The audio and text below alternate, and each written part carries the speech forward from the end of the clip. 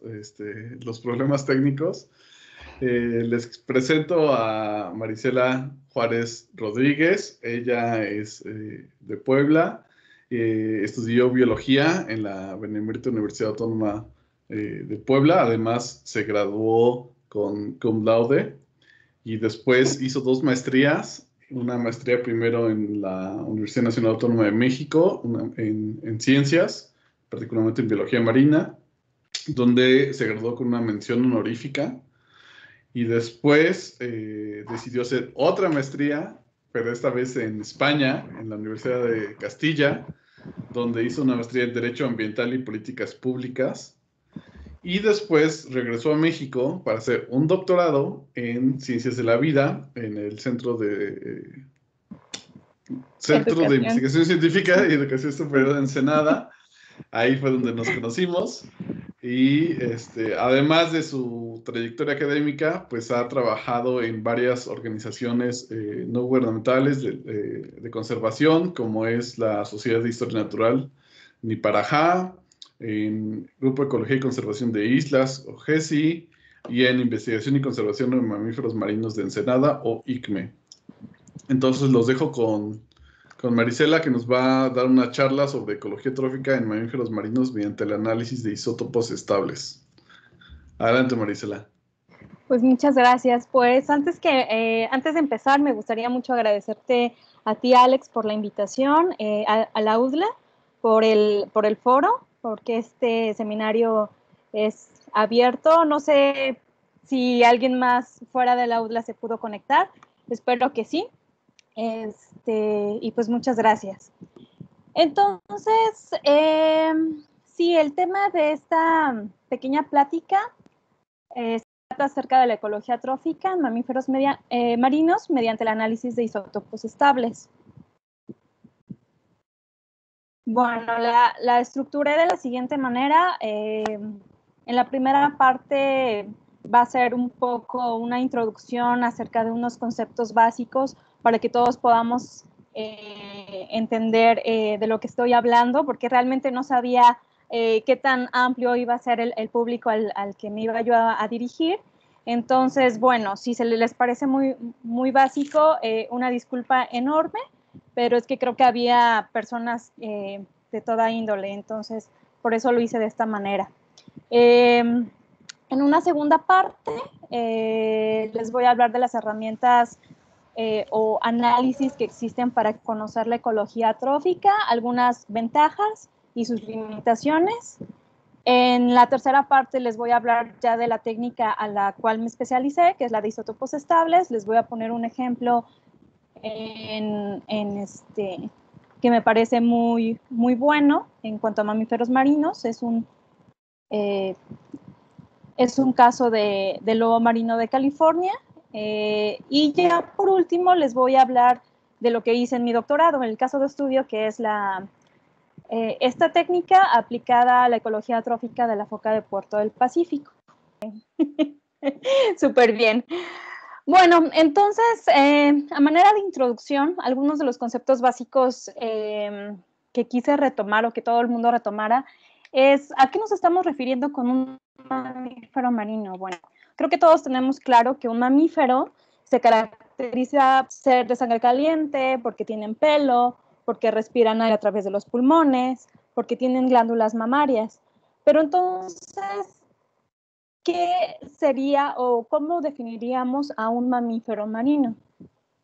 Bueno, entonces, un mamífero marino como tal es aquel mamífero que tenía todas las características anteriores, pero que cuenta con ciertas adaptaciones físicas y fisiológicas únicas que les permiten vivir ya sea toda su vida o un ciclo de su vida en un ambiente acuático.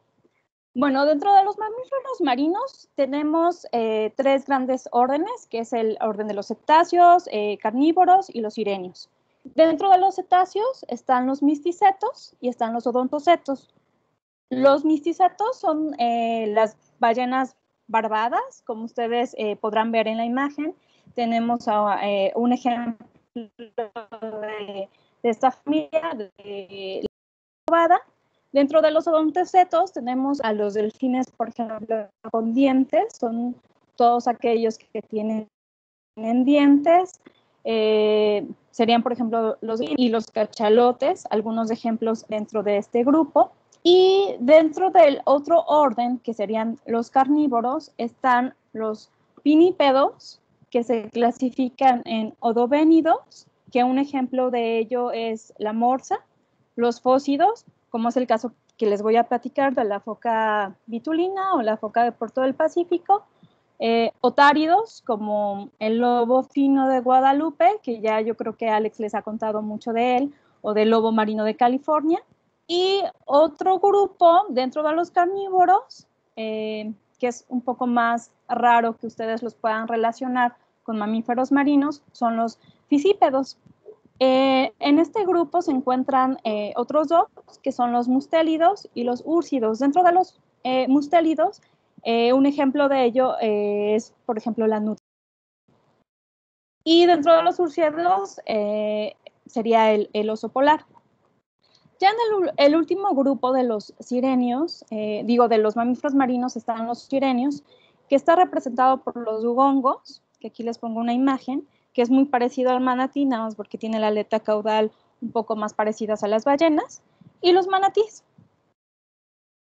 Bueno, entonces, de aquí surge un poco la pregunta, ¿no? Si estos organismos pasan una parte de su vida o toda su vida en el agua, pues es muy difícil poderlos estudiar, ¿no? Implica cuestiones de logística, no los podemos seguir todo el tiempo, no los podemos avistar todo el tiempo. Entonces, ¿cómo podemos estudiar a estos organismos que viven en el agua y que nos ponen un reto muy grande para investigarlos? Además, dentro de este grupo de mamíferos marinos, el tipo de alimentación y el rol ecológico que tienen en el ambiente puede ser diferente. Y las distintas especies, como algunos de los casos que les expliqué, pueden tener una alimentación diferente. Por ejemplo, puede haber mamíferos marinos que son herbívoros, como es el caso de los manatís, que comen pastos y algas. Pero también pueden ser predadores, ¿no? Como el caso de las orcas, que se alimentan de otras especies de mamíferos marinos o predan, por ejemplo, pingüinos, ¿no? De acuerdo al lugar en donde estén, en donde esté su distribución. Y bueno, también existe otro tipo de alimentación, que es la filtración o las filtradoras, que generalmente lo hacen las grandes ballenas. Bueno, entonces, ya que más o menos tenemos un panorama de cómo puede ser la alimentación de los mamíferos marinos, ¿cómo podemos saber en dónde están comiendo y qué están comiendo? Entonces, una de las herramientas para conocer la ecología trófica, desde hace muchos años se han investigado y se han desarrollado ciertas técnicas para conocer la ecología trófica de estos organismos acuáticos. ¿Pero qué entendemos con ecología trófica? Creo que todos hemos utilizado el término trófico como un adjetivo a muchas cuestiones, pero ¿qué significa trófico? Bueno, trófico tiene una raíz que es trof, que significa alimento. Entonces, todo lo que sea trófico quiere decir que es relativo a alimentación. Entonces, la ecología trófica es una rama de la ecología que se dedica a investigar las relaciones alimentarias entre los organismos o entre los grupos.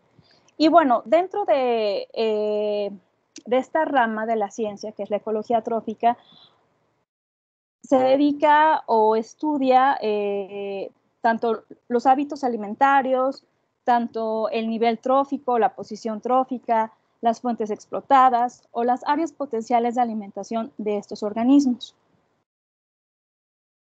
Bueno, y como les comentaba, se han estado desarrollando a lo largo de los últimos 40 años ciertas técnicas para aproximarnos a conocer los hábitos alimentarios de los mamíferos marinos. Una de las clásicas es el análisis de contenido estomacal y de excretas. Esta técnica se basa en la identificación de estructuras duras el caso, por ejemplo, de los otolitos. Los otolitos son los huesecitos del oído interno de los peces, y estos otolitos son específicos para cada especie. Entonces, a nosotros nos van a ayudar cuando colectamos un pez y podemos extraer el otolito, a identificar hasta nivel de especie de lo que está consumiendo pues un predador, el que nos interese, ¿no? Y otra de las estructuras duras que podemos también estudiar o identificar son los picos de los cefalópodos. Ahí les muestro, ¿no? En el lado izquierdo tenemos un tolito y el del otro lado es un pico de un cefalópodo. Entonces, las ventajas que tiene esta técnica es que nos va a identificar hasta nivel de especie, es decir, vamos a poder identificar las especies presa de las cuales se está alimentando nuestro organismo en estudio. Pero desafortunadamente esta técnica tiene ciertas limitaciones. Una es que no considera el valor acumulado de alimentación. Es decir, a veces estos picos o estos otolitos, si nosotros hacemos una colecta de excretas de lobos marinos o de focas o de otro predador, nos va a dar solamente información de ese día o de 2 días anterior, es decir, una ventana temporal de información muy corta y aparte que no es acumulada, ¿no? Que es lo que comió el día anterior o ese mismo día. Aparte de que esos otolitos a veces por el mismo proceso de digestión se van a desgastar o algunos se van a digerir completamente, entonces va a haber cierto sesgo, ¿no? De información al analizar estas estructuras duras. Otra de las técnicas para conocer los hábitos alimentarios es la telemetría. La telemetría se basa en el uso de radiotransmisores o transmisores acústicos y satelitales, como podemos ver en la imagen, que es un cífido que trae una radiomarca, y con él podemos estar rastreando junto con el satélite por dónde está pasando nuestro organismo, y podemos hacer unos mapas de migración o de movimientos de estos animales. La información que podemos tener o de las ventajas que podemos tener al utilizar esta técnica es que nos puede dar información de migración, de patrones de buceo y de conducta alimentaria. Dentro de las desventajas es que es muy caro. No vamos a conocer, por ejemplo, las especies presas de las cuales se está alimentando a lo largo de su ruta, y tampoco vamos a poder interpretar cuál es el objetivo o el propósito de los buceos. Por ejemplo, si pusiéramos un transmisor que mide la profundidad y luego cuando sale el individuo, ¿no? Otra de las técnicas es el perfil de ácidos grasos, que también se utiliza para determinar cambios en los hábitos alimentarios de nuestros organismos en estudio. Las ventajas es que tenemos información intraindividual y podemos conocerlo a una escala de tiempo considerable. Desafortunadamente, para utilizar esta técnica también necesitamos tener la información lipídica de las especies presa. Entonces, por este motivo también los costos incrementan y la logística incrementa. Entonces, bueno, la técnica en la que yo me especialicé es para conocer hábitos alimentarios en grandes predadores, es la de isótopos estables. Y acá me gustaría considerar el concepto de qué es un isótopo. Un isótopo es la forma o son las formas de un mismo elemento, ¿no? Entonces, por ejemplo, aquí les puedo o les pongo el ejemplo del carbono, que tiene 3 formas, ¿no? De encontrar ese átomo: el carbono 12, el carbono 13 y el carbono 14. El carbono 12 y el carbono 13 son considerados como isótopos estables, y la diferencia está en su núcleo, porque podemos encontrar en el carbono 12 6 protones y 6 neutrones. Por eso se le considera que es un isótopo ligero. Y su número másico, que está indicado por esta A, sería que tiene un número másico de 12, ¿no? Su abundancia en la Tierra es muy grande, es del 98.89%, y a diferencia del carbono 13, que es el considerado pesado por su número másico, nos da un total de 13, ¿no? Y la abundancia de este isótopo en la Tierra es muy baja, ¿no? A comparación del ligero, es de 1.1%.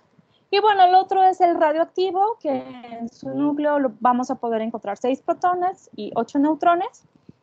Y bueno, su abundancia en la Tierra es muy bajito y esto sabemos que no son estables porque decaen en el tiempo, ¿no? Bueno, ya teniendo claro un poquito más qué es un isótopo estable, vamos a poder adentrarnos más en el tema. No, esto es a manera de caricatura, solamente la puse para que podamos entender cómo funciona realmente la teoría isotópica y verán que es realmente muy sencillo, es solamente entender que un isótopo pesado va a requerir muchísimo más energía para, ya sea en un organismo o en el aparato que ahorita les voy a mostrar, pues va a requerir de mayor energía para moverlo, ¿no? O para los procesos metabólicos, en contraparte a un ligero, ¿no? Entonces, el chistecito por acá dice, el carbón 13 tiene un neutrón más que el carbono 12 en su núcleo y por eso lo hace ser más pesado. Bueno, ¿y cómo funciona o cómo podemos leer estos isótopos estables? Se leen en un espectrómetro de masas, generalmente de flujo continuo, en el que nosotros ingresamos la materia orgánica y en el primer paso esta materia orgánica va a ser vaporizada, después va a ser ionizada, como podemos observar, se va a acelerar porque se cargó. Después en este espectrómetro va a haber una deflexión y después vamos a poder detectar esos isótopos. Entonces, ustedes piensen, si va aquí el isótopo pesado y acá va el ligero, ¿cuál va a requerir mayor energía? O si le ponemos la misma energía, ¿cuál va a llegar más lejos? Pues el ligero va a llegar mucho más lejos con la misma cantidad de energía que un pesado. Y entonces por eso los vamos a poder detectar de manera diferente y después leerlos en una computadora, ¿no?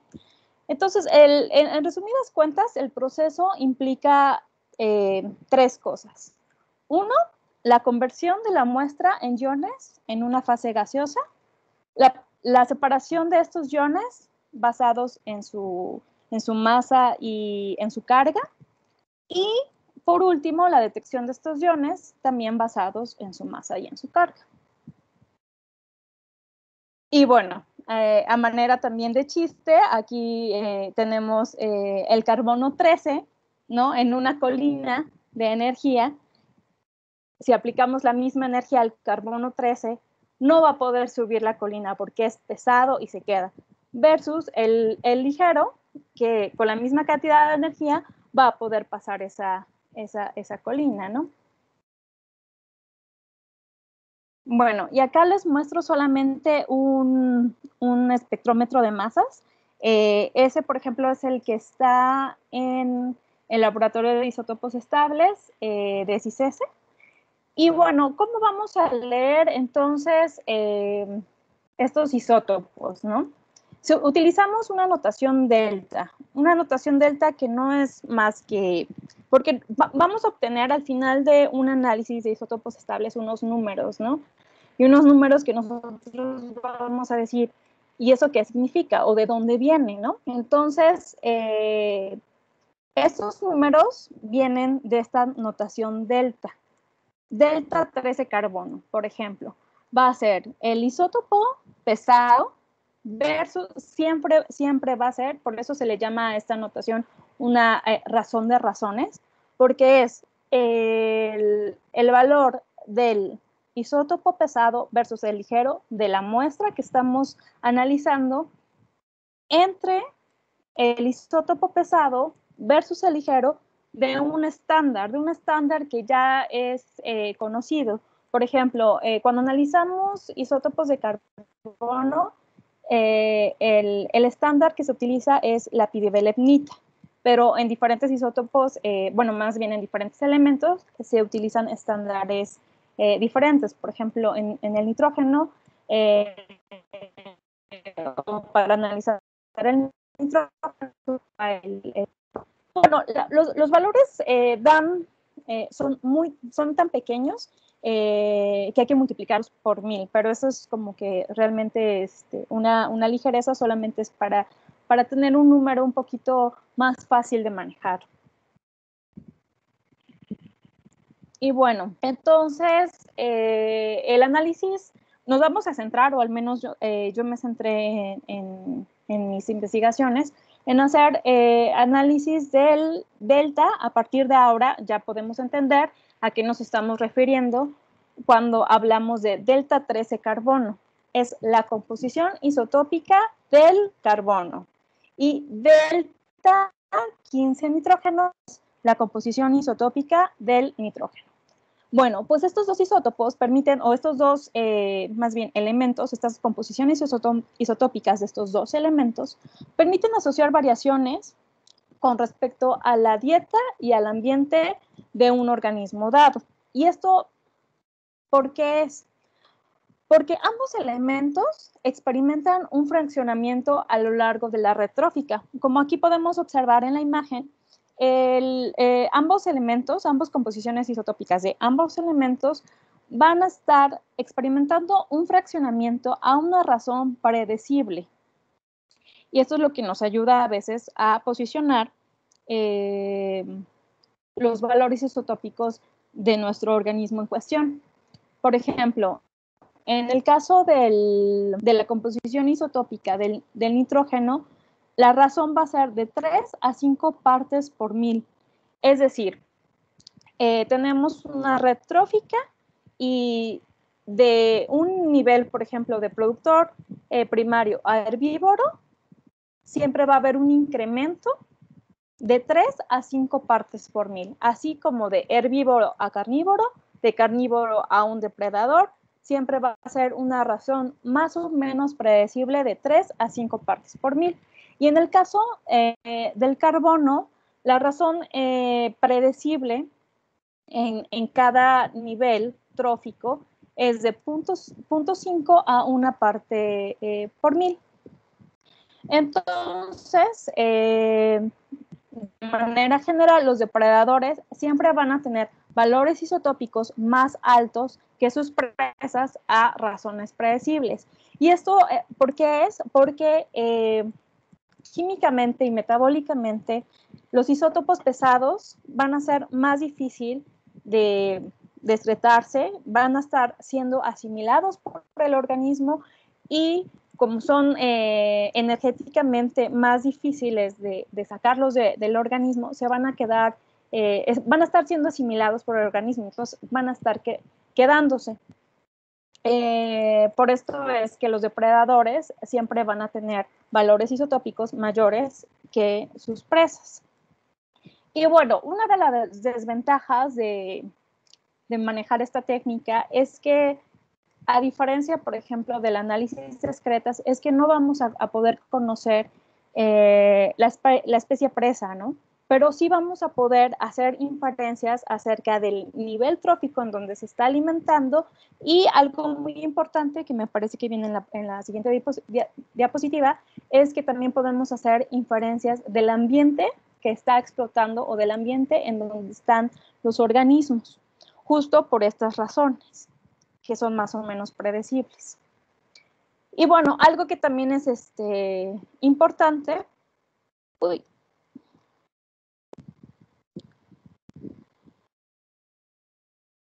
¿ustedes lo siguen viendo? Sí, perfecto. Es que dependiendo del tejido que nosotros vayamos a analizar nos va a dar cierta escala temporal.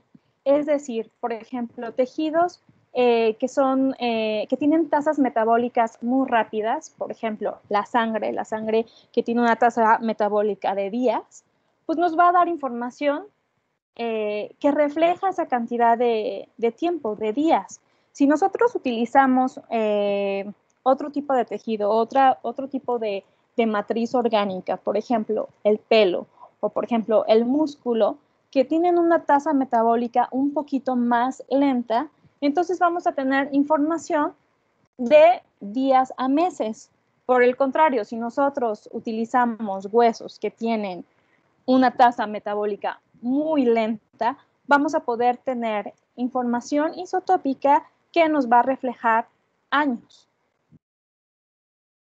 Entonces, aquí lo importante y que me gustaría que les quedara muy claro es que la técnica de isótopos estables de carbono y de nitrógeno, vamos a poder tener escalas temporales muy variables de acuerdo al tejido que nosotros estemos utilizando, y también vamos a poder utilizar escalas espaciales o regionales para poder diferenciar ya sea colonias de una misma especie o especies diferentes o grupos taxonómicos diferentes.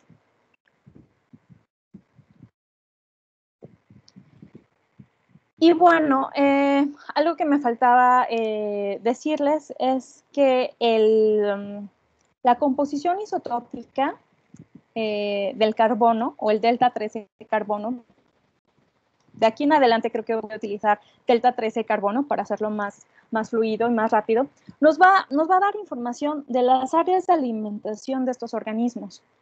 Valores más pequeños nos van a estar hablando de ambientes explotados por los organismos más oceánicos y más pelágicos. Y la composición, si este delta 13 carbono es más alto, nos va a estar hablando de fuentes más costeras o ambientes explotados más costeros y bentónicos. Entonces, aquí tenemos las dos escalas, ¿no? Una escala temporal y una escala espacial. Y bueno, ¿esto por qué es? El carbono va a estar difiriendo, va a estar variando en esta escala especial, porque entre más nos acerquemos a la costa, nos va...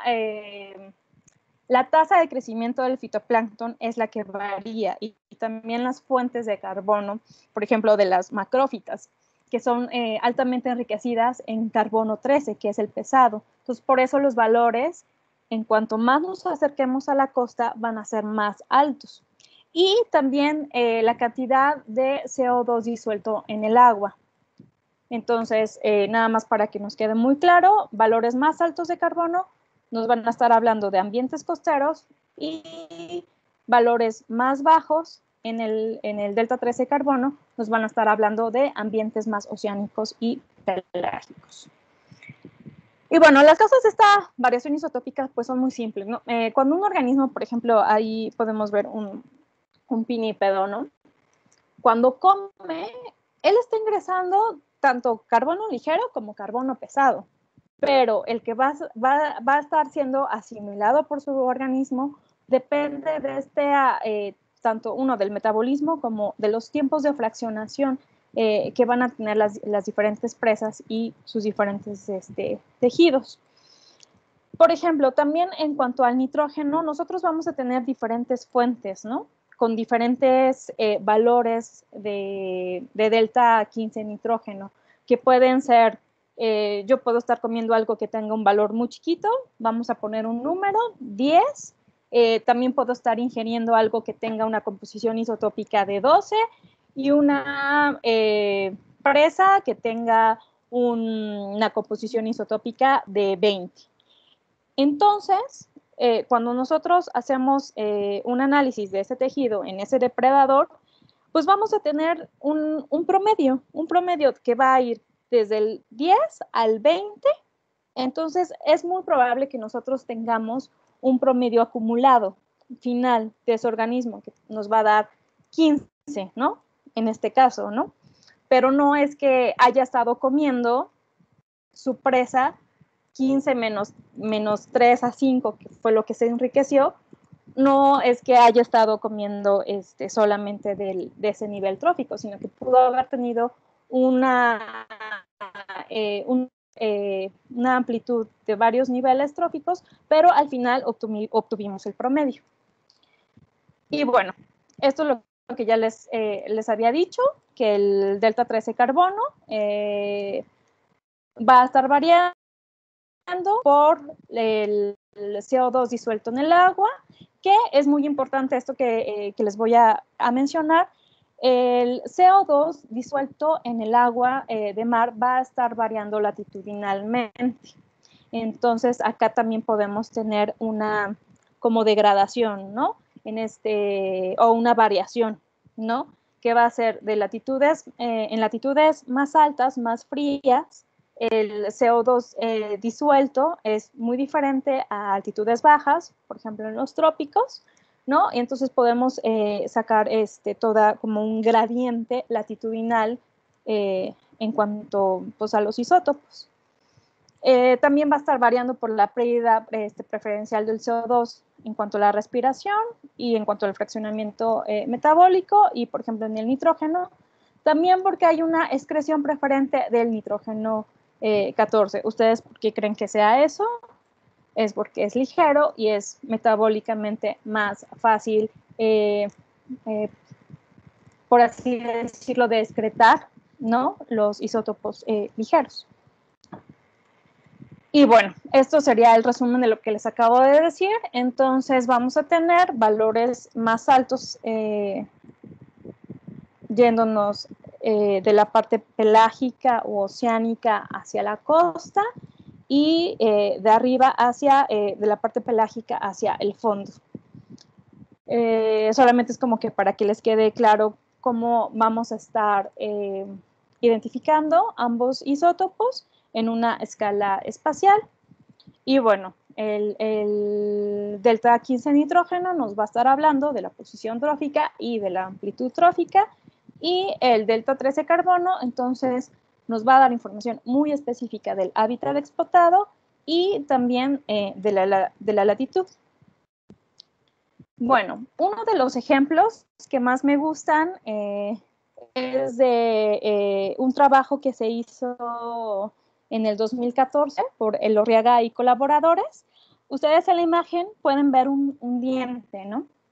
Los dientes van creciendo de forma cónica. Entonces, ahora sí que la primera capa que ustedes encuentran de abajo hacia arriba en los dientes va a ser las primeras capas de formación, ¿no? Es como los anillos en los árboles, ¿no? En los dientes. Entonces, uno cuando colecta los dientes, por ejemplo, en este caso, de un lobo marino, podemos saber, si lo partimos a la mitad, vamos a poder ver todas estas bandas que ustedes pueden ver en la parte inferior del diente, en este caso es un colmillo. Las primeras capas nos van a estar hablando de los primeros años de vida del organismo. Entonces, podemos tener esta reconstrucción alimentaria de un depredador desde el año 1 hasta cuando se murió. Entonces, pues, si nosotros colectamos el colágeno y este colágeno le hacemos un estudio isotópico, vamos a poder inferir, ¿no? O reconstruir la dieta desde que fue cría, después juvenil, de los 2 a los 4 años. Después, a partir del 5º año, los lobos marinos se consideran subadultos y en esta categoría de edad se quedan hasta los 8 años. Y a partir de los 9 años en adelante ya se consideran adultos y como podemos ver, serían las últimas capas de estos colmillos. Entonces, después de que se hizo este estudio o análisis isotópico, podemos inferir varias cuestiones en cuanto a los isótopos estables. Por ejemplo, podemos observar que cuando es cría, ¿no? Tiene el delta 15 nitrógeno o los valores de delta 15 nitrógeno muy elevados, y esto es porque las crías, ¿no? En los primeros meses de edad son totalmente dependientes de la leche materna de la madre, y esta va a estar enriquecida en N15 y va a estar empobrecida en carbono 13. Entonces, por eso nos da valores muy bajos de carbono en el eje de las X, y en el eje de las Y el delta 15 nitrógeno. El nitrógeno es muy elevado y en comparación por ejemplo, del carbono. Y, por ejemplo, en este lado, ¿pueden ver cuando apunto? Esa es mi curiosidad, pero bueno, si no, del lado derecho superior podemos observar un macho adulto que va a tener valores isotópicos en el delta 13 carbono muy elevados. Y, por ejemplo, aquí algo que también es muy curioso de notar es que las hembras, que son las que están hasta abajo, una hembra adulta de aproximadamente 5 años, va a tener una posición trófica inferior a los machos, y esto es porque, bueno, los machos suelen alimentarse de presas de un nivel trófico superior versus las hembras. Y, por ejemplo, aquí también podemos identificar muy bien a un juvenil. Entonces, esta es la importancia, ¿no? de los isótopos estables muy comida.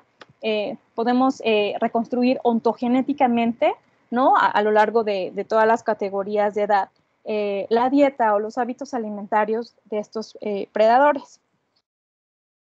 Y bueno, en mi caso de estudio, ya para mi tesis de doctorado fue de la foca de Puerto del Pacífico, Foca vitulina ricardi, que sabemos que era un depredador tope, que era filopátrico, y esto que nos indica que solamente nos iba a dar información local, ¿no? Que sus viajes de alimentación son cortos, alrededor, difiere un poquito entre los autores, pero no se aleja más de los 30 kilómetros alrededor. Y sobre todo que estos viajes de alimentación son muy cortos en temporada reproductiva porque no dejan a las crías solas. Y bueno, nosotros utilizamos a las crías de estas focas de Puerto del Pacífico por dos cosas. Una, porque vamos a tener información fiel o fidedigna de lo que se están alimentando las madres sin tener la necesidad de capturar a las madres. Porque yo no sé si ustedes se imaginan, o a lo mejor Alex les ha platicado, pero capturar animales de vida libre es muy difícil. Logísticamente es muy, muy difícil. Entonces, si nosotros podemos tener la información de los viajes de alimentación o de la alimentación de los adultos, pero capturando crías, pues es mucho mejor, ¿no? Aparte porque las crías solamente al alimentarse de la leche de la madre, pues nos van a dar un registro fiel, ¿no? De estos hábitos alimentarios de las madres. Y bueno, aquí yo, por ejemplo, utilicé como matriz orgánica el pelo. Una, porque es fácil de colectar, tiene buena detectabilidad, es un buen indicador, y porque aparte el crecimiento de esta matriz orgánica, que es el pelo, solamente se hace cuando el pelo crece, ¿no? Entonces el pelo se va a estar enriqueciendo isotópicamente solamente cuando el pelo está creciendo, que es durante los últimos más o menos 3 meses, en los últimos 3 meses del desarrollo embrionario. Entonces voy a tener un registro fiel de los hábitos alimentarios de las madres por esta transferencia madre-cría a través de la leche. Y bueno, mi área o estudio de caso desde las islas del norte. Empezamos por la isla de Todos Santos, nos seguimos con el estado de Punta Banda, hacia el sur pasamos Isla San Jerónimo, Isla Natividad, Isla San Roque, en la costa de la península de Baja California, Lo hicimos en la temporada reproductiva del 2015, como pueden ver en las fotografías, se colectó pelo. Y bueno, el pelo fue lavado, secado y ya después leído o analizado en este espectrómetro de masas que ya les platiqué. Entonces, aquí tenemos algo que se utiliza mucho en este ámbito de los isótopos estables, que es medir el nicho isotópico. Si ustedes recordarán la definición de un nicho trófico por Hutchinson, ¿no? Por ahí de los 70s, creo, ¿qué decía que era un nicho trófico? Decía que era un espacio con n dimensiones, ¿no? En donde en un eje íbamos a poder tener este eje bionómico y el eje escenopoético, que es como el ambiente y en dónde está, ¿no? Básicamente, en dónde se está alimentando o qué área está explotando este depredador. Entonces, nosotros pasamos ese nicho trófico a ser un nicho isotópico. ¿Por qué? Porque el delta 15 nitrógeno nos va a estar hablando de la posición trófica que puede tener un depredador y el delta 13 carbono nos va a estar hablando del ambiente. Entonces, como tener un nicho isotópico con dos variables. Y bueno, aquí utilizamos dos métricas, que uno es el área total de estos polígonos, que ustedes pueden ver como las líneas punteadas, que es tener como que todo el espectro de todo, pasar como cada puntito es la señal isotópica de un organismo. Entonces, tener esta área total quiere decir que tenemos como que todo el espectro trófico de cada una de las colonias, ¿no? Y la otra métrica que se utiliza en isótopos estables es una métrica que utiliza estadística bayesiana, que se llaman las elipses bayesianas isotópicas o CAC, que son también corregidas, que no es más que tener como una desviación estándar, ¿no? En donde en mi eje X voy a tener la señal isotópica del carbono y la señal isotópica del nitrógeno en el otro eje, pero pues ya sabemos que la desviación estándar es para casos univariados. Acá tendríamos como un caso univariado y estaríamos utilizando estadística bayesiana en el que vamos a quitar los puntos extremos y solamente vamos a concentrar alrededor del 40% de los datos, ya que también la estadística bayesiana utiliza intervalos de credibilidad, ¿no? Y no de confianza como lo hace la estadística clásica. Entonces, tenemos las dos métricas, el área total y las elipses. ¿Y esto para qué nos sirve? Nos sirve para saber, o sea, ahorita ustedes que tienen toda esta información, para saber si las focas en las diferentes colonias están compartiendo especies, están compartiendo un hábitat, están haciendo un uso de sus recursos diferencial, los están como que separando, hay una segregación alimentaria, justo nos sirve para eso, ¿no? Y por ejemplo, acá podemos hacer algunas inferencias. Por ejemplo, en el color rosa, que vemos que es Isla San Roque, con, por ejemplo, la elipse negra, que es de Isla Todos Santos, vemos que no comparten nada. Entonces, podemos inferir, ¿no? A un intervalo de credibilidad, que no están compartiendo especies y no están compartiendo espacio. Y por ejemplo, versus Isla San Jerónimo, que está en verde, con el estero de Punta Banda, en donde vemos que sí están compartiendo, ¿no? Que hay una superposición trófica en estas dos colonias. Y bueno, esto, justo los isótopos estables a veces no nos dan información muy exacta o muy precisa, pero son una herramienta complementaria al estudio, por ejemplo, de las técnicas que les mencionaba en un principio, ¿no? De las excretas. Yo aquí, por ejemplo, lo comparé con los estudios que se habían hecho para conocer las especies presas de las focas a través de las excretas. Y, por ejemplo, encontré que justo los espectros tróficos, que serían todas las especies presas de las que está consumiendo la foca, me salieron que sí son similares a lo que... a la superposición, por ejemplo, de las elipses, ¿no? Entonces, en donde encontré una superposición trófica a través de las elipses bayesianas más grande es porque comparten más número de especies presa. Y, por ejemplo, ya si lo comparaba con otros pinípedos del área, las que vemos aquí son los valores de la foca de puerto que yo obtuve en mis diferentes colonias por colores que están ahí arriba. Y los comparé con otros estudios de pinípedos. Y, por ejemplo, veíamos en color verde turquesa, que se parecen mucho a los encontrados por Elorriaga y colaboradores, solamente que al hacerlo en diferentes épocas, podrían estar sujetos a ciertos procesos climáticos que hubo, por ejemplo, la ola cálida del Pacífico Norte, y por eso podríamos tener esta variación isotópica. Pero, por ejemplo, al compararlo con otra especie, en este caso el elefante marino del norte, que se encuentra en las Islas San Benitos, acá podemos observar algo que es de llamar la atención.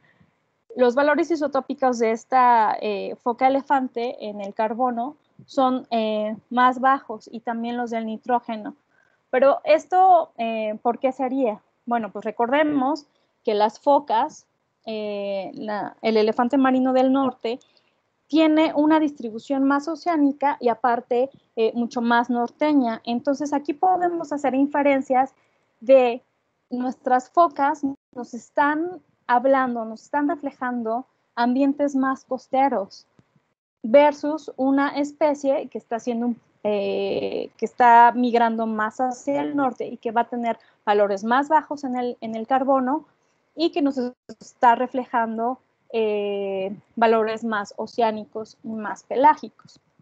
Por ejemplo, si lo comparamos con otro estudio de Amador Capitanacci, con el lobo fino de Guadalupe, sabemos que el lobo fino de Guadalupe se encuentra en esta isla que está más o menos alrededor de 300 kilómetros alejados de la costa, que va a tener valores muy oceánicos a comparación de nuestras focas que son más costeras, ¿no? Aquí en naranja podemos ver los valores en promedio isotópicos del lobo fino, ¿no? Entonces, ese tipo de inferencias para ver la segregación alimentaria y migración de especies y recursos explotados y fuentes explotadas y niveles tróficos explotados son de las cosas que podemos analizar y saber con la técnica de isótopos estables en carbono y nitrógeno. Entonces, como conclusión, yo podría decirles eso, ¿no? Que el uso de distintos tejidos en el análisis de isótopos es útil para conocer hábitos alimentarios de varias especies de mamíferos marinos a diferentes escalas de tiempo, desde días hasta años, dependiendo del tejido que ustedes vayan a analizar, y que puedan ser utilizados para inferir muchos aspectos de la ecología trófica, ¿no? Como ya veíamos, áreas de alimentación potenciales, posición trófica, diferencias regionales, patrones de movimiento y estructuras alimentarias. Y bueno, por mi parte eso sería todo. Les agradezco mucho su tiempo y también si tienen preguntas, adelante. Muchas gracias, Marisela, estuvo muy interesante y ya tenemos aquí algunas preguntas. Déjame, te las leo. Bueno, Oscar estaba preguntando si el grosor de las bandas del colmillo que mostraste, ¿qué dice sobre la dieta del pinípedo? Pues fíjate que los casos que a mí me tocaron, porque cuando estuve trabajando para colectar el colágeno, realmente eran muy similares. El grosor entre cada una de los diferentes años, si es una dieta más o menos regular, tiende a tener el mismo grosor, pero, por ejemplo, cuando son años muy malos, sí es un poquito más delgadita. O, por ejemplo, si la última banda suele ser muy delgadita, quiere decir que, por ejemplo, no cumplió todo el año, ¿no? Este colágeno pues dental no se pudo acumular y nos estaría hablando que apenas iba, por ejemplo, a cumplir el 9º año o el 10º año, ¿no? Entonces, más bien nos hablaría como del periodo de tiempo, ¿no? Pero sí Ok. tienden a ser muy similares. Uh-huh. Bueno, dice Oscar bueno, Oscar tiene un montón de preguntas, entonces dice que ahorita le quiere activar su micrófono, pero antes de que lo acapare, yo también tenía una pregunta. ¿A qué se debe que varíe los niveles de carbono 13 con la latitud? Pues puede deberse a muchas cosas, pero una de las, de lo más importante es el CO2 disuelto, ¿no? En climas fríos o, por ejemplo, en latitudes altas, que el clima va a ser más frío, va a haber una mayor disponibilidad de carbono que, por ejemplo, en climas más tropicales o más cálidos, la disponibilidad del CO2 no va a ser la misma. Y por ¿Te eso refieres podemos como ver un gradiente. Uh-huh. o sea, ¿te refieres a la disponibilidad de dióxido de carbono disuelto en el agua? Sí, exactamente. Ah, ok, o sea, creo que sí, ya lo entendí. Se debe a que a mayor temperatura del agua es menor la solubilidad de gases y por lo tanto menores niveles de dióxido de carbono. Exactamente. Ah, ok. Entonces varía con la temperatura del agua, básicamente. Varía con la temperatura. Ajá. Y Ah, ok. también bueno, esa es una, y también varía con la productividad del sistema, ¿no? Por ejemplo, si hay mucha productividad y si hay mucho fitoplancton, que es como de los primeros niveles, el fitoplancton, ¿qué es lo que va a estar haciendo? Si hay mucho fitoplancton en el ambiente marino, lo que hace el fitoplancton es que va a estar comiendo más el que es más fácil para el fitoplancton ingerir, que va a ser ¿cuál? El ligero. Entonces, si hay mucho fitoplancton, si hay mucha productividad, el fitoplancton se va a comer todo ligero y va a dejar en el ambiente más, por ejemplo, el isótopo pesado. Entonces también Ok. ahí podemos ver variaciones en cuanto a la productividad. Por ejemplo, en este aspecto, el Golfo de California sabemos que tiene una productividad más alta que, por ejemplo, el Océano Pacífico, ¿no? Y lo vemos desde la línea base, ¿no? Y es por esto, ¿no? Por, por la productividad y por el fitoplancton. Y bueno, la verdad es que las variaciones en los isótopos pueden deberse a muchos factores. Ok, bueno, Oscar quería hacer las preguntas directamente, entonces si quieres activar tu micrófono, Oscar. ¿Me escuchan? Sí. Ah, es que quería saber si, o sea, porque vi que el estudio se hizo de febrero a abril de 2015, Ah, sí. entonces, o sea, y entiendo que, supongo que están limitados en hacer las muestras también de las crías, ¿no? O sea, supongo que para poder saber la alimentación, pues depende de eso, ¿no? Pero, ¿cómo sabrían entonces si no hay un sobrelape mayor o menor en los niveles tróficos, pues de abril en adelante, ¿no? O sea, entre las poblaciones.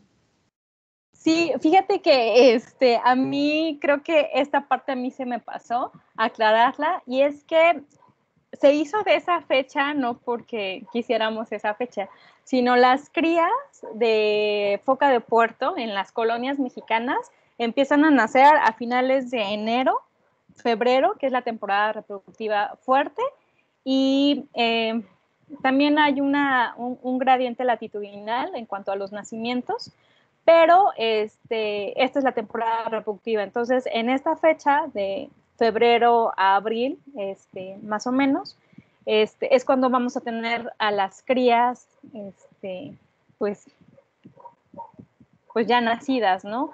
Y lo importante también del estudio fue que consideramos a crías que tuvieran de 10 días a un mes de edad, ¿no? No más, no menos, para pues tampoco meter ruido en cuanto a la edad, ¿no? Porque como veíamos en el trabajo, y hay otros muchos más trabajos, ¿no? En pinípedos, por ejemplo, que en cuanto a las crías, tiene mucho que ver también la lactancia, ¿no? Por ejemplo, en el lobo marino la lactancia dura mucho más tiempo. En la foca, las focas solamente la lactancia dura un mes y ya se acabó.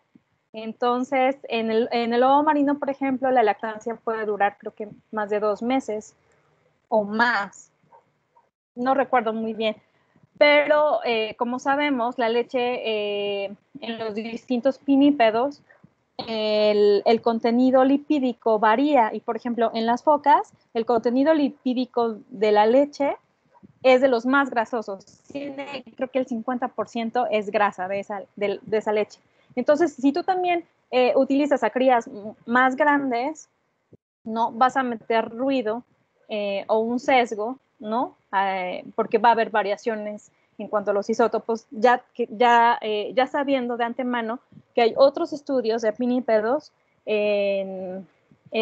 pues que toman justamente estos datos cuando las crías son más grandes o cuando hay juveniles, ¿no? En esta gráfica que les enseñaba de Elorreaga y colaboradores, vemos que las crías tienen valores muy altos, por ejemplo, en nitrógeno, y después va decayendo conforme se hace juvenil, y después las hembras tienen otra señal isotópica, y los machos otra vez vuelven a tener una señal isotópica muy alta en comparación, pues, por ejemplo, a las hembras o a otras categorías. Gracias. A ti. A ver, tenemos aquí otras preguntas en el chat. Ricardo nos puso, ¿esto puede servir? Bueno, nos pregunta, ¿esto puede servir para establecer legislación de áreas comunes donde se alimentan múltiples mamíferos y evitar la pesca o sancionarla, por ejemplo? Y puso otra pregunta también que dice, ¿ya se hace de esta forma con análisis isotópicos? Pues mira, fíjate que lo que creo es que esos estudios sí ayudan y pueden ser como complementarios, ¿no? Complementarios, por ejemplo, a estudios de observar la lactancia, ¿no? Que ya se ha hecho, por ejemplo, hay un estudio hecho por Ruiz Mar en el 2016, me parece que estudió o hizo observaciones de cuánto dura la lactancia y qué tan susceptibles pueden ser las focas a otros disturbios antrópicos. También pueden ser complementarios a estudios que próximamente esperemos que esté publicado a metales. Yo también medí metales en estas focas. Entonces, sí, creo que nos pueden ayudar mucho a tener como un estudio más integral de qué es lo que puede ser como más fuerte o más susceptible para las focas, en qué ciclo, en qué parte o qué colonia a lo mejor puede ser más susceptible. Y sí, claro que estos estudios podrían ayudar a hacer a proponer, ¿no? Tanto áreas de manejo, ¿no? O áreas protegidas para estas especies. Y también lo otro muy importante, los tiempos en los que de verdad uno no debería de perturbar a estos organismos. Bueno, tenemos otra pregunta más de Rosa Edith. Y ella nos dice que cuál es el criterio para hacer la recolección de pelo y si es fácil distinguirlo a otras especies. Sí, es muy fácil de distinguirlas, bueno, sobre todo porque físicamente son diferentes, ¿no? O sea, hay algunos sitios en México en donde están los 4 pinípedos y uno de ellos es las Islas San Benito, que uno puede ir y encontrar focas, puede encontrar el lobo marino de California, puede encontrar el lobo fino y puede encontrar a los elefantes, que son nuestras 4 especies representativas de pinípedos en México, pero físicamente son diferentes, tienen patrones de coloración pues distinguibles. ¿Y qué otra era la pregunta, perdón? Que si ¿Cuál es el hay protocolo? algún criterio para por ejemplo, de dónde tomas el pelo. Sí, fíjate que hay 2 estudios hechos para foca de puerto del Pacífico.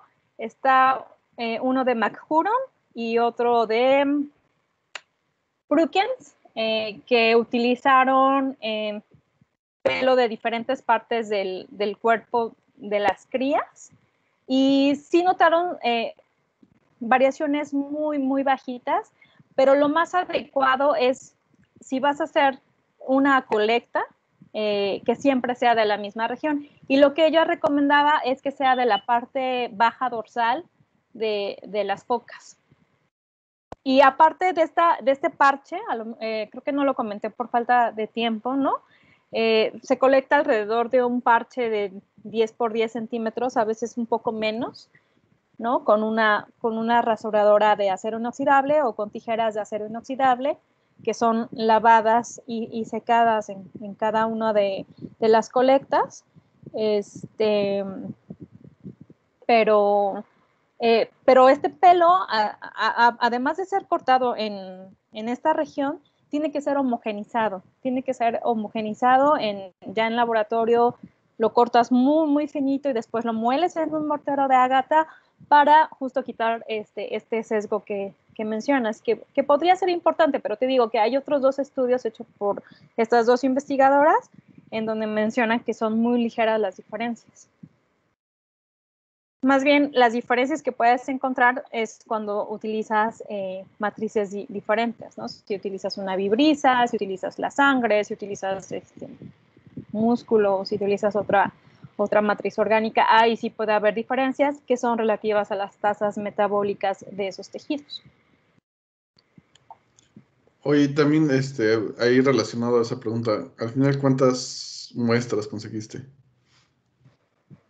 Creo que fueron 138, más o menos 30 muestras en cada colonia, menos en el estero de Punta Banda, porque como conocerás, en la colonia del estero hay muy poquitas focas, ¿no? Pero es una muestra representativa, porque creo que hay 80 o 100 es la población, ¿no? La N total. Entonces, creo que ahí tuve 11 muestras o 12, pero pues aún así siguen siendo representativas, y aún así el número de muestra en mi estudio al menos no es tan grave, porque utilizamos estadística bayesiana. No, además, o sea, 130 muestras implica 130 capturas, entonces, Sí. La verdad es que es muchísimo. Y, Les deberías de poner un seminario de cómo fueron las capturas. sí, no, de hecho Para que se anime. me caí en una de esas, sí, me acuerdo que me dolió como un mes.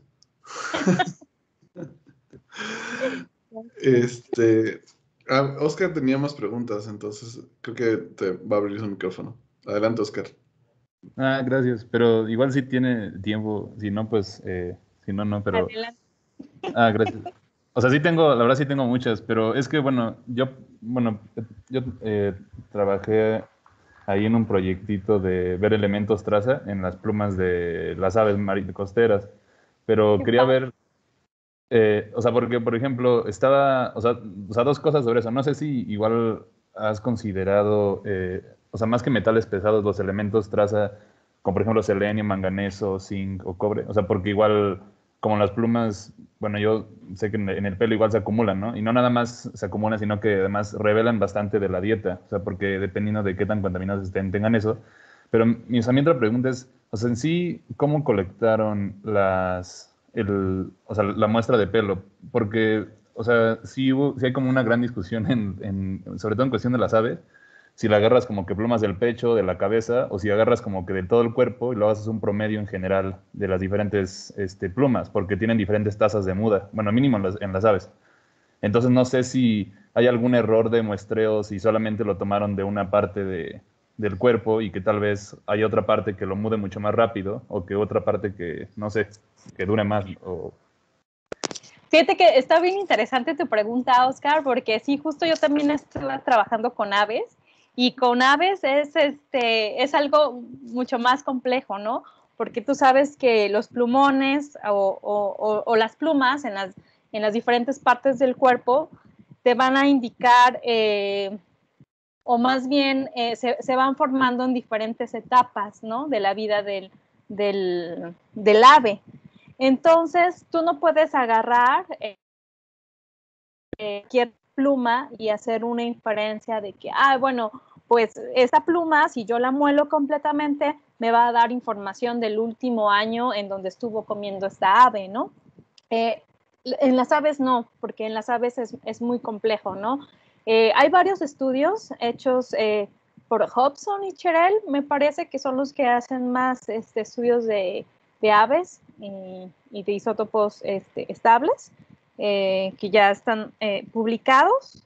Pero, por ejemplo, en el caso de las focas, no hay como tal ese sesgo porque el pelo crece parejo en todo el cuerpo. O sea, al menos en esta etapa, en donde hicimos la colecta, ¿no? Que fueron las crías, crece parejo. Después, en la muda hay un estudio hecho por Harris, Tapia Harris, en donde sí, ¿no? Ella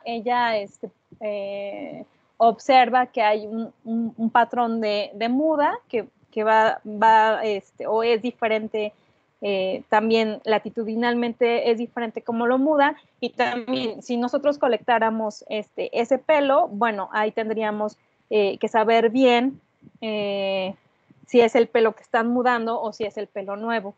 Pero, por ejemplo, en mi caso, te repito, es el pelo de las crías, que es como el pelito nuevo que les creció durante los últimos 3 meses de su desarrollo embrionario, entonces no habría como tal ese.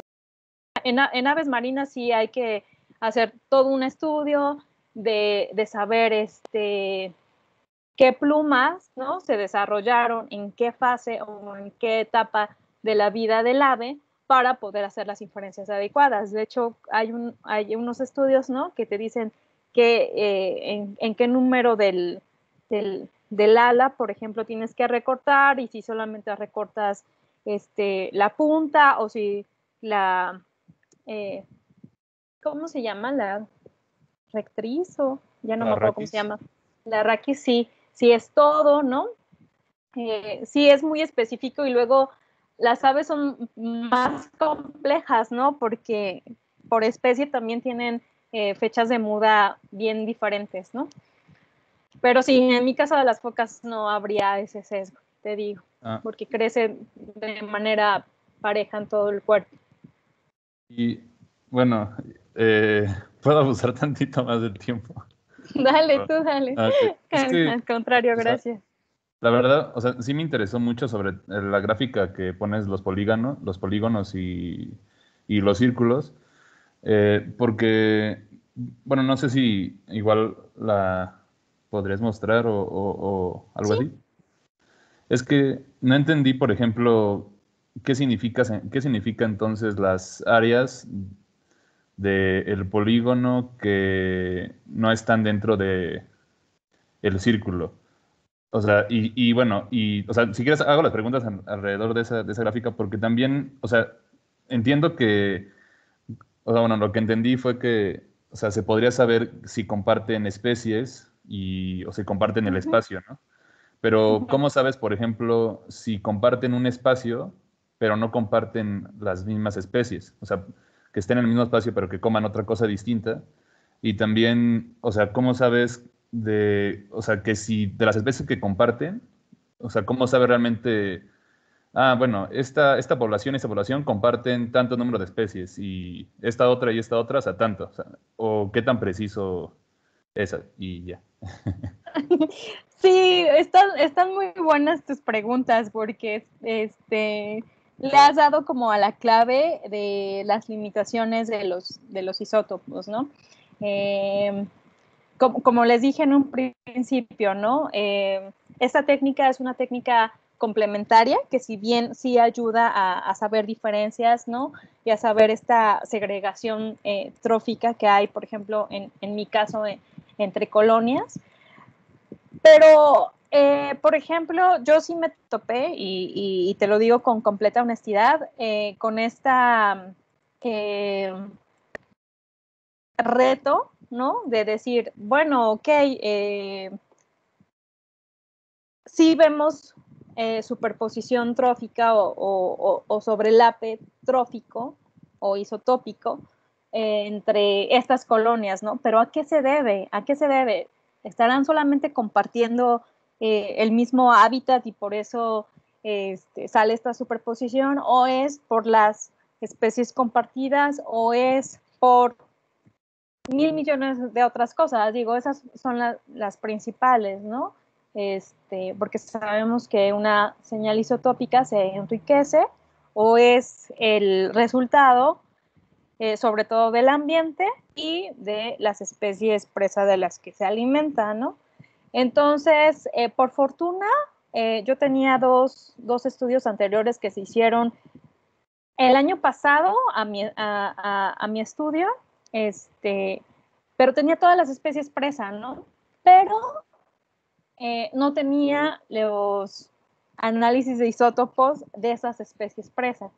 Entonces, hay unos análisis que se llaman análisis de mezcla en isótopos estables que tú colectas o analizas los valores isótopos de las presas y puedes entonces saber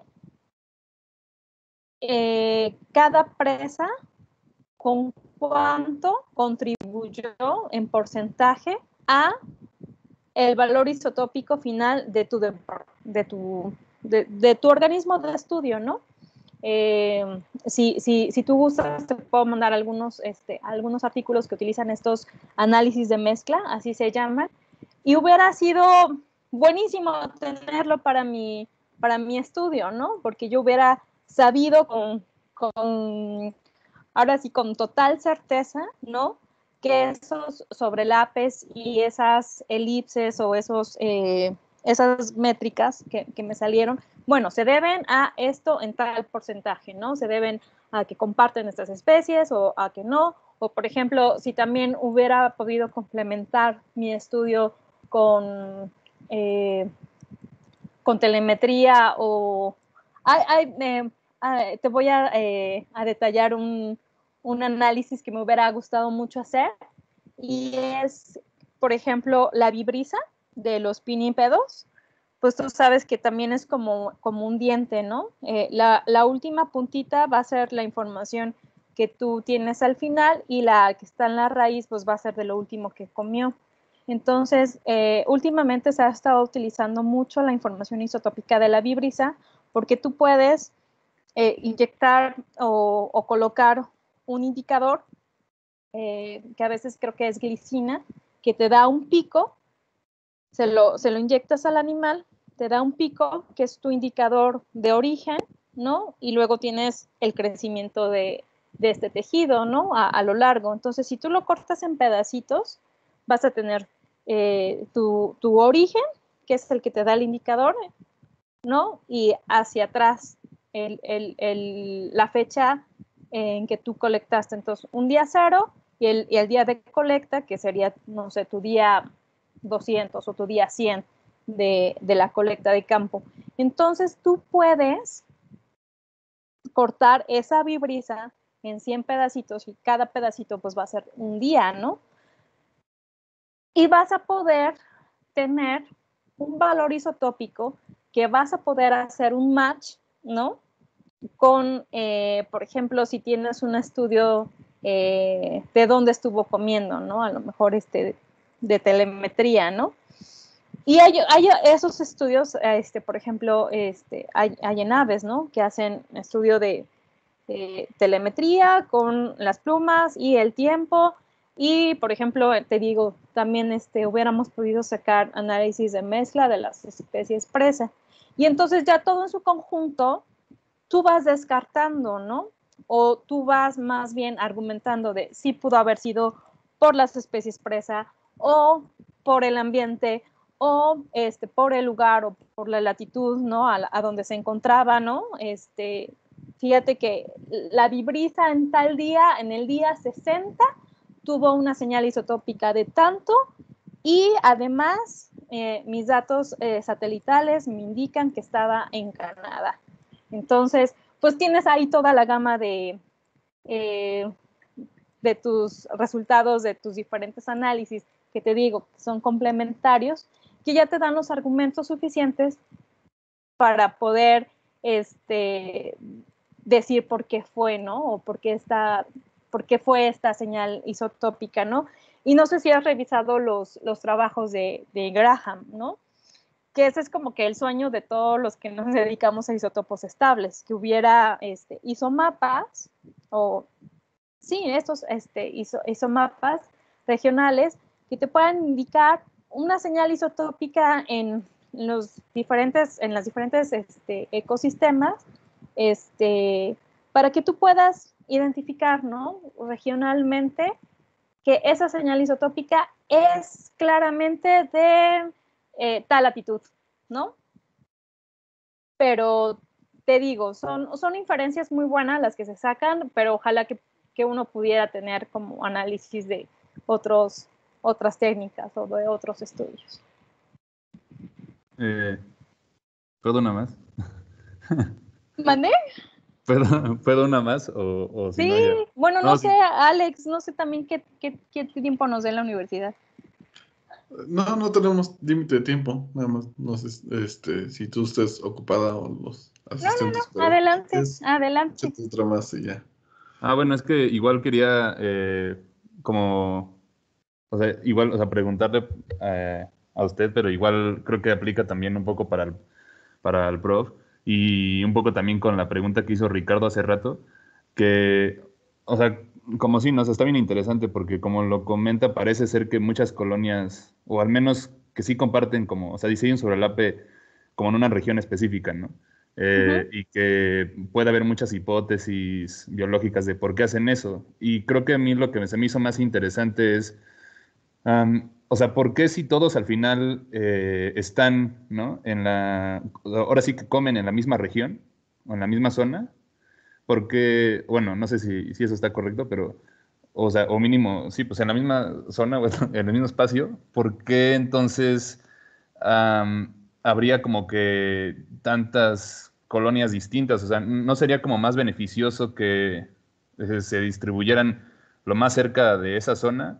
Y también lo pregunto por los estudios que hizo el prof de distribución, ¿no? Que bueno, en tal ya sé que no eran la misma especie, pero no sé si como son pinípedos comparten algo así. Entonces no sé si existe alguna interpretación biológica de por qué, a pesar de que coman en el mismo espacio y que tengan como ahora sí que el mismo, o compartan el mismo nicho isotópico y que son la misma especie, pues, o sea, que es la misma foca, ¿por qué se separan en islas, o sea, distintas? ¿Es nada más por el espacio o es por una cuestión de comportamiento o por qué crees?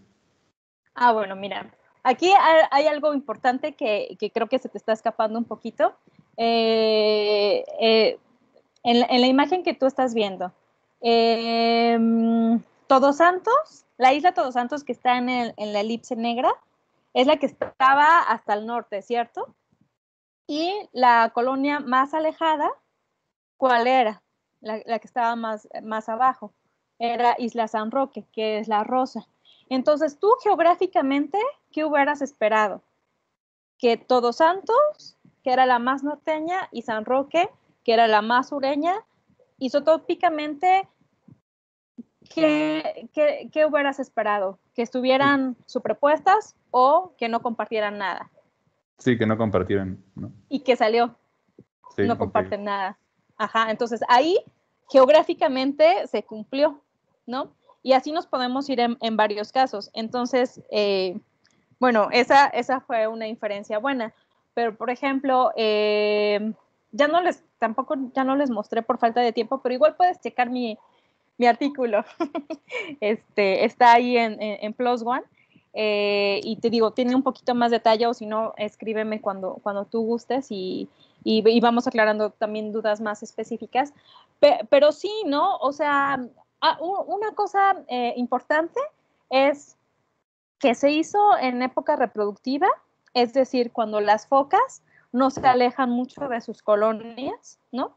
Porque utilizamos a las crías como proxy de la alimentación o de los hábitos alimentarios de las madres. Entonces, yo ya estoy suponiendo desde un principio que mis focas no se van a alejar mucho, ¿no? Que nos van a dar información bien local. Una. Y la otra, que te digo que por fortuna había estos estudios hechos por, ¿cómo se llama? Paulette Rodríguez, se me escapa su apellido. Bueno, de las especies presa, y lo que pudimos más o menos, no te digo con muchísima certeza, pero sí pudimos decir que en cuanto a la geografía, ¿no? A las colonias que estaban más cercanas o que tuvieron una superposición isotópica mayor, era porque compartían más especies presa, ¿no? Hubiera sido fenomenal haber tenido los valores isotópicos de las presas, porque ahí con el 100% de certeza hubiera podido decirte si fue por eso, pero el que nos hayan salido correlaciones positivas, ya no me acuerdo si fue en carbono o en nitrógeno, pero sí nos salieron yo sí puedo pensar, ¿no? Con cierto grado de certeza que fue por las especies compartidas entre esas colonias. Ok. Pues muchas gracias por responder todas mis preguntas. No, al contrario, gracias a ti por el interés, y te digo, cualquier cosa me puedes escribir con toda la confianza del mundo. Gracias. A ti. Sí, además creo que siempre ayuda un poco más hacer muchas preguntas para entender los resultados, ¿no? Sí. Exacto. Bueno, pues creo que ahora sí ya te retuvimos casi 2 horas. Entonces ahora No sí, te preocupes, te damos Alex. las Muchísimas gracias. gracias a ti. Estuvo bien interesante. Gracias. Pues es una técnica muy, pues que cada vez se va usando más, ¿no? Y se le van descubriendo nuevas, bueno, como más ámbitos de aplicación. Entonces, pues sí, está bueno sobre todo para que los biólogos en formación estén al tanto de todas estas diferentes opciones que hay para estudiar un mismo problema. Entonces, pues muchísimo tu tiempo. Ahí, te mando por correo, tenemos un pequeño reconocimiento. Ay, muchas gracias, Alex. Al contrario, gracias a ti. Bueno, y pues ya sabes, cuando quieras, otra vez, Cuando pues salga te el de volvemos a invitar por metales. acá. Invitamos a Oscar también para que nos haga muchas preguntas interesantes. Exactamente. Sí, estoy grabando, entonces, después les paso el link donde pueden ver la grabación si la quieren escuchar de nuevo, ¿no? Igual, Ok. sí, o sea, ¿dónde puedo contactarte? O sea, bueno, me mandó tu correo el profe, pero, o sea, pues Sí, ahí, pues creo que al ¿no? final ahí está mi correo. maricelajuarezr@gmail.com. Gracias. Bueno, y así digo, pues, nada más para ver si hay como alguna posición aplicable de algún estudio o algo así. O sea, Claro que sí. Sí, escríbeme y vemos las posibilidades, Oscar. Muchas gracias por tu interés. no, gracias a ti. Bueno, pues gracias también a todos los que asistieron, incluyendo el movimiento de sala y los problemas técnicos que tuvimos. Y pues gracias a todos que se quedaron hasta el final, ¿no? Sí, muchas gracias por la paciencia. Sí. Bueno, Bueno, pues muchas muchas gracias, gracias. Gisela. Bonito fin de semana. Hasta luego. Igualmente.